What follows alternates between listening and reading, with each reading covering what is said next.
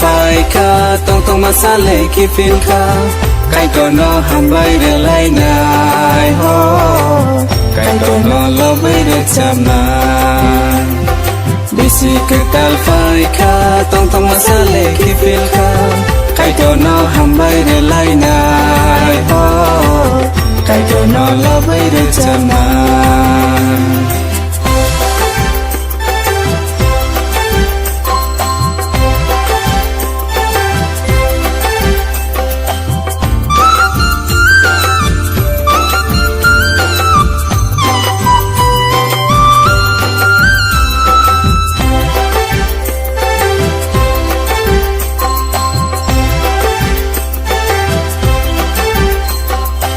bisi tama bisi pai ma cái có lẽ chân bởi sự tông bố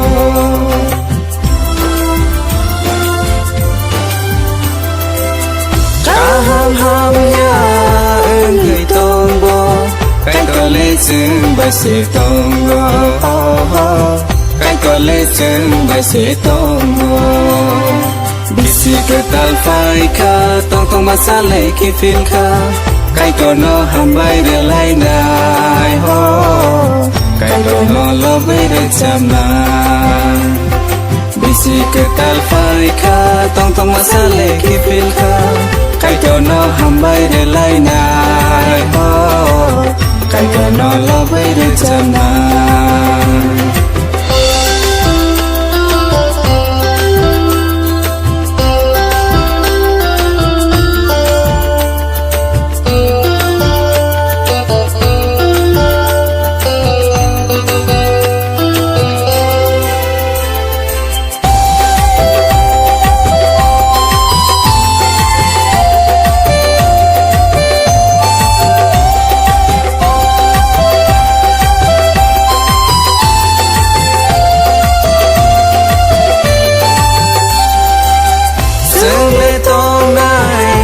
serangai kai koni hamza makuriwo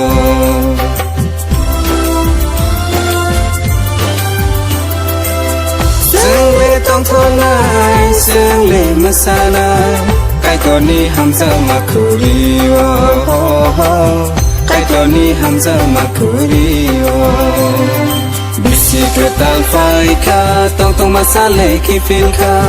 cái đồ nó ham bay để lấy nai ho cái đồ nó lo bay để chạm nai bisi cái tal phai kha tông mà xa lệ khi phiền kha cái đồ nó ham bay để lấy nai ho cái đồ nó lo bay để chạm nai cái đồ nó lo bay để chạm nai